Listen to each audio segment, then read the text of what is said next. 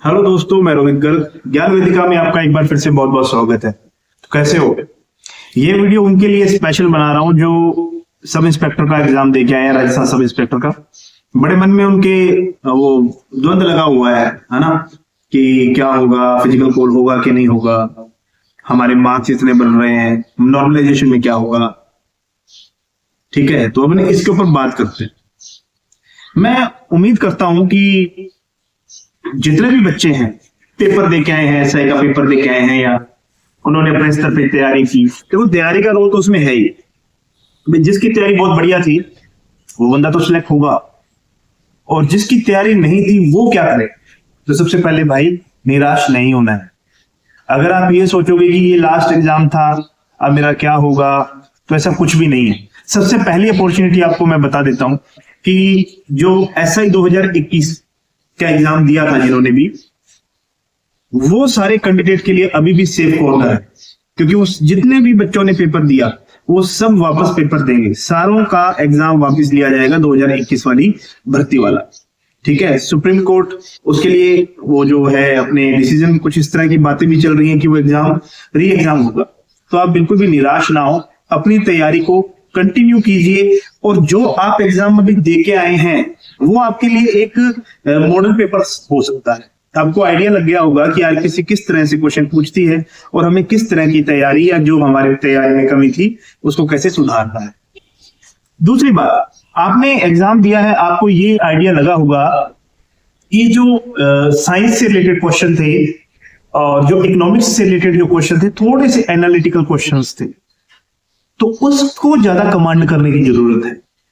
मुझे ऐसा लगता है कि अगर फर्स्ट पेपर की बात करें 5 अप्रैल वाले की, तो उसमें लगभग जिस बच्चे के 70-80 क्वेश्चन सही है ना, वो सेफ हो सकता है। मैं 40, देखो 36 का क्राइटेरिया है, लेकिन अपन 40+ वालों को सेफ मान सकते हैं।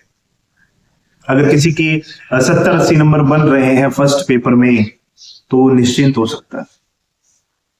आपने आंसर की मिला ली होगी, ऑफिशियल नोट वो आ गया हमारे पास में, प्रेस नोट आ गया, आंसर की आ गई है।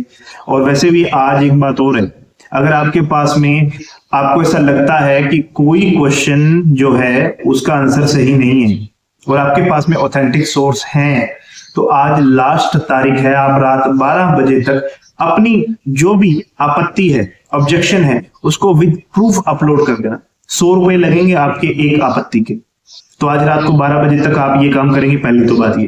दूसरी बात ये है, अगर हिंदी की बात करें तो 5 अप्रैल वाले हिंदी के अंदर जिस बच्चे के लगभग 80 से 90 क्वेश्चन जिसके राइट है ना, वो बच्चा भी सेफ मानता हूं मैं, है ना। तो ओवरऑल इस हिसाब से माने तो लगभग 58 से 48 से 52% के बीच में फिजिकल कॉल हो जाना चाहिए, मेरे को ऐसा लगता है।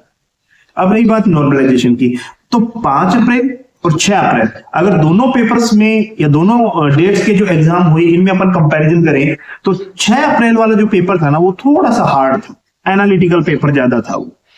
तो इस बात में कोई दो राय नहीं है कि 6 अप्रैल वाले जो बालक हैं उनको बेनिफिट रहेगा, है ना। वो कितना भी हो सकता है, 2 नंबर, 3 नंबर, 4 नंबर, है ना, तो वो थोड़ा सा रहेंगे प्रॉफिट में। अब कुछ बच्चे मेरे को कमेंट भी कर रहे थे कि सर नहीं, उनको तो बेनिफिट मिला, 5 तारीख का उनको आइडिया हो गया, तो एक दिन में क्या कर लेगा वो? एक दिन में कुछ भी नहीं हो सकता भाई। और दूसरी बात ये, क्वेश्चन सेम नहीं थे। अगर आप पॉलिटिक्स के क्वेश्चन देखेंगे तो पॉलिटिक्स के क्वेश्चन दोनों ही अलग अलग थे, इकोनॉमिक्स के क्वेश्चन देखेंगे तो दोनों ही अलग अलग तरह के क्वेश्चन थे। तो एक बात ये ध्यान में रखिए, जिसके भी 48% से दोनों पेपर को मिला के अबव बन रहे हैं ना, वो बिल्कुल और बिल्कुल सेफ है। फिजिकल की तैयारी करें, लेकिन 48 वालों की एक समस्या ये है कि उनको फाइनल में जब इंटरव्यू होगा उसके बाद में जो रिजल्ट आएगा उसमें थोड़ा सा आपके लिए कंपटीशन मतलब हो जाएगा, और जिसके ज्यादा नंबर है वो तो सेफ है ही। फिर बच्चों की बात ये भी चल रही है कि सर चलो वो तो आपकी बात सारी ठीक है, लेकिन कट ऑफ का क्या, कितने नंबर हम माने कि हम सेफ में हैं। तो अगर बात करें जर्नल की, तो जर्नल की कट ऑफ मैं ये मानता हूं कि अप्रोक्सीमेट 190 से लेके और 210 के बीच में आप सेफ हो। नॉर्मलाइजेशन के बाद की बात कर रहा हूं, आपके जो मार्क्स हैं उनकी बात नहीं कर रहा हूं। जो आपने रो मार्क्स लिए हैं ना, उनकी बात नहीं कर रहा हूं, मैं बात करके चल रहा हूं जो आफ्टर नॉर्मलाइजेशन मार्क्स होंगे वो। ठीक है। दूसरी बात, अगर ओबीसी की बात करें तो लगभग लगभग ओबीसी भी सेम में ही ले रहेगा, लगभग 190 और 210 के बीच में इंडिपेंडेंट है।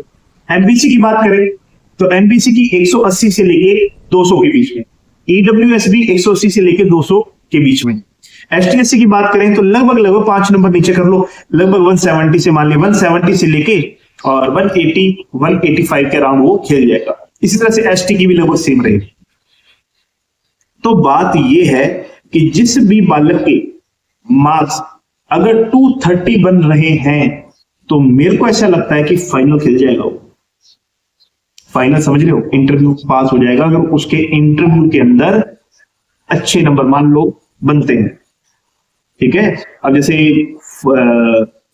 400 मार्क्स का ये पेपर है और शायद 50 मार्क्स का आपका इंटरव्यू है, तो अब आप लगा लीजिए कि लगभग 280 270 के आसपास अगर आपके बन रहे हैं तो फाइनल हो जाएगा उसका। ठीक है। इंटरव्यू के मार्क्स अभी अलग है।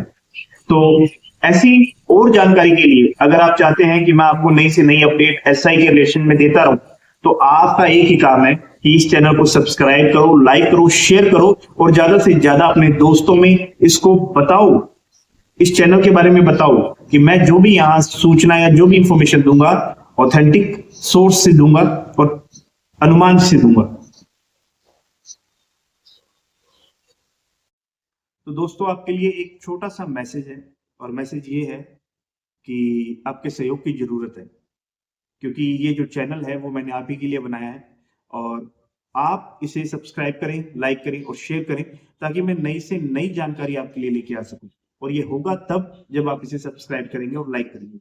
देखो, जैसे मैंने आपको मोटिवेट किया है ना, वैसे आप मुझे मोटिवेट करो ताकि मैं आपके हर एग्जाम, हर सूचना को अच्छी तरह से एनालाइज करके आप तक उसको पहुंचा सकूं।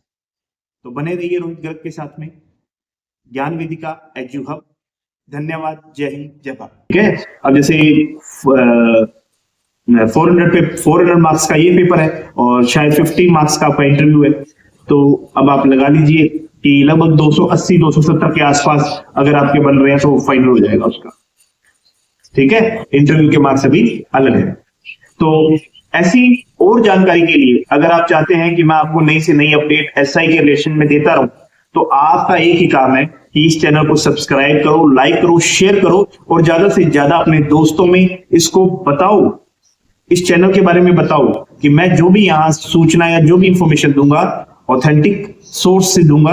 देखो, जैसे मैंने आपको मोटिवेट किया है ना, वैसे आप मुझे मोटिवेट करो ताकि मैं आपके हर एग्जाम, हर सूचना को अच्छी तरह से एनालाइज करके आप तक उसको पहुंचा सकूं। तो बने रहिए रोहित गर्ग के साथ में, ज्ञान वेदिका एजू हब। धन्यवाद। जय हिंद, जय भारत।